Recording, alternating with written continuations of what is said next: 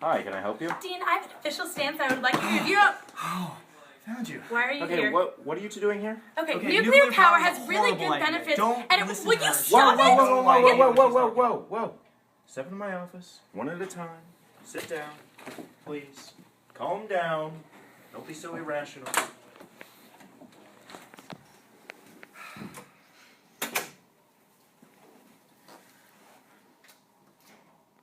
Well, I'd just like to say, I was here first. What's with the clipboard? Well, I've been doing a lot of research on nuclear power, and I think it's a relevant enough topic for SPIA to publish an official stance on it. Is that official stance what's written on the clipboard? What's it say? Nuclear power is a valuable energy source that should be used alongside more renewable sources of energy in order to lessen a dependence on fossil fuels. Unfortunately, this oftentimes volatile and hazardous process is managed poorly by states, conducted away from the public eye and too tailored to the interests of corporations. Organizations like universities should bring this issue to the public eye and pressure our government to make oversight of nuclear plants more comprehensive and authoritative and contingency plans more realistic. These same standards must then be applied on an international level as norms followed by every country, ensuring the safe use of a potentially valuable energy source. That sounds good. What's this guy doing here?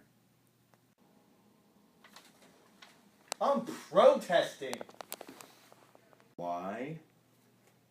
Dude, have you seen the news lately?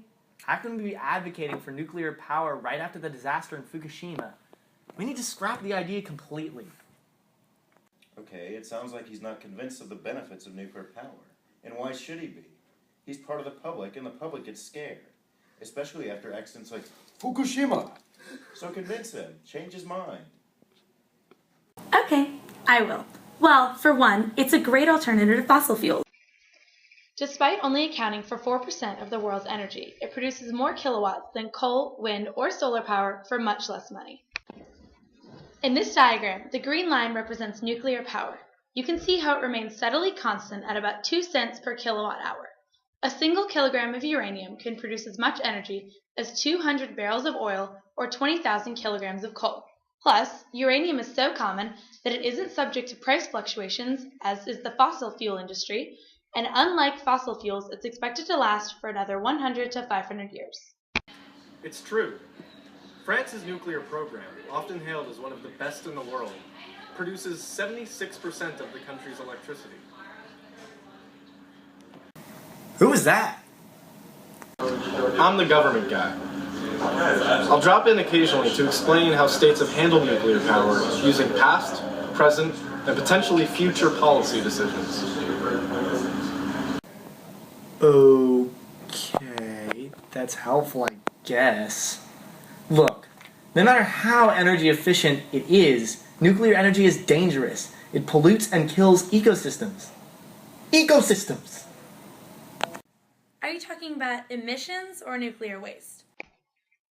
Because the thing is, nuclear plants produce only 17 tons of carbon dioxide per gigawatt hour, compared with 1,000 for coal and 600 for natural gas. In fact, plants in the U.S. alone prevent 5.1 million tons of sulfur dioxide, 2.4 million tons of nitrogen oxide, and 164 million metric tons of carbon from entering the Earth's atmosphere every year. Oh yeah? Well, even if the actual plants don't produce many emissions, mining for uranium actually does. According to the World Nuclear Association, just in 2012, 58,394 tons of uranium were produced, which means all of that had to be mined, processed, transported, pouring fossil fuels into the atmosphere. That's true. Which is why a technique is being developed to reprocess uranium and plutonium to be recycled into powering more uranium mining. Besides, nuclear power is by no means an energy source that we should rely too heavily on, but it does produce fewer emissions than fossil fuel energy sources, which is why its use should be handled responsibly and balanced with other, less wasteful forms of energy. That actually does sound like a good idea. But what about waste? If states want to use nuclear power, they're going to have to figure out where they're going to store it, because citizens are not going to be happy about it at all. Unfortunately, this is a big problem. The US, for example, has no nuclear waste storage that isn't already oversubscribed. And one of France's biggest issues with its otherwise successful nuclear program was the severe backlash from French townspeople and NGOs like Greenpeace when they realized that nuclear waste was going to be stored near their homes. So what should states do about it? Well, international norms see that states are legally responsible for waste produced by nuclear plants within their own borders. However, there are ongoing regional attempts at creating international repositories. In 2009, 14 European Union countries set up the European Repository Development Organization, which is currently working on securing sites for European states. Another organization called ARIUS is working on developing regional solutions for emerging African and Middle Eastern nuclear programs. Okay, but look, nuclear power plants have been beset with problems, and it's not just huge disasters like Chernobyl and 3 Mile Island. Nuclear plants are dangerous, unstable environments in which accidents are often overlooked and regulations are lenient. This is a map of 33 serious incidents recorded since 1952, but the International Atomic Energy Authority hasn't even kept a complete historical database, so this doesn't account for all the smaller incidents that got looked over. He's got a point. The United States is particularly guilty of this. Just in 2010, the Union of Concerned Scientists found that there were 14 near-miss accidents at just 13 of the 106 nuclear power plants in the U.S. The USC explained that reactor owners, and often the NRC, tolerated known safety problems. There have been international efforts at regulating nuclear power plants, like the International Atomic Energy Agency, set up in 1957 by the United Nations, which uses this scale, called the INES scale, to measure nuclear accidents worldwide. But this hasn't stopped countries from adopting their own regulations and experiencing their own accidents. Disembodied voice is right. A big problem with nuclear regulation is that too often it's tied up in the interests of corporations, which ultimately places the population of the states at risk. After World War II, and especially after the energy crisis in the 1970s, governments across the world thought that nuclear energy would be a booming market, one that they should invest in and help grow. They became lenient towards the companies who ran the power plants, even granting them extended 20-year licenses for power plants that had already been running for the past 30 years. This graph shows the accumulated years of nuclear power plant operation. See how it's been increasing all this time? That's thanks to the nuclear power market.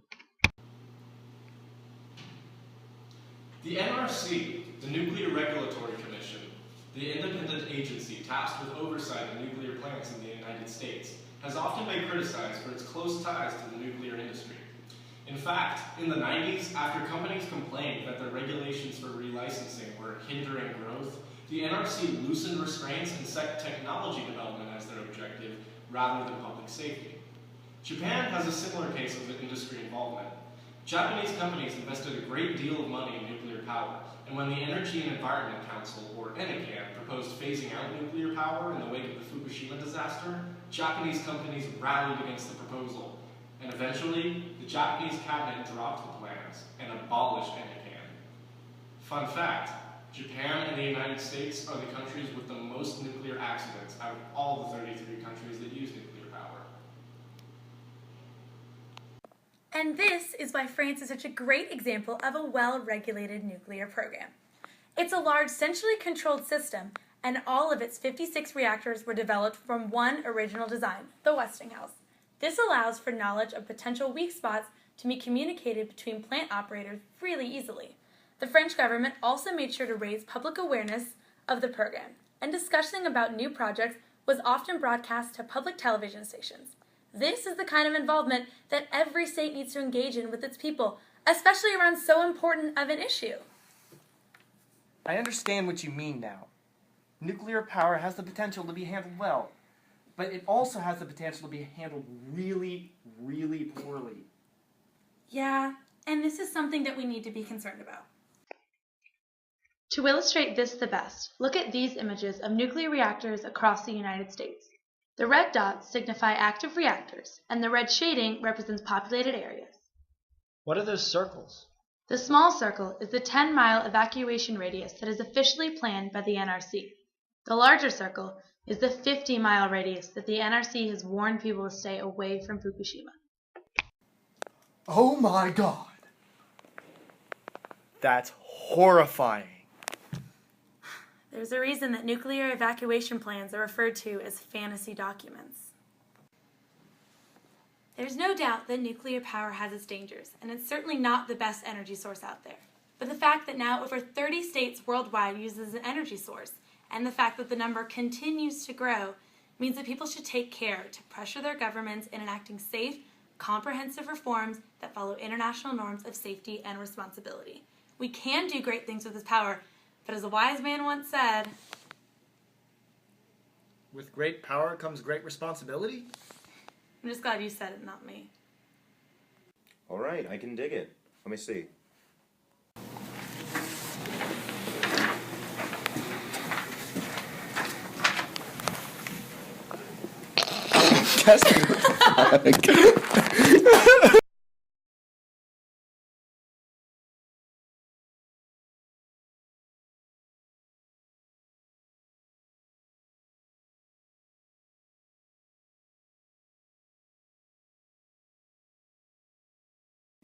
Mississippi. All right, hold on. Dean, I have official stance there with him. Found you. What are you two doing here? What are they doing here? What are we doing here? How much do we... Hi, can I help you? Hi, Dean, I have one to your voice. Drop it octave. I'm so hard right now. There we go, we did it. I think I might keep. No, it stopped recording. All right, ready?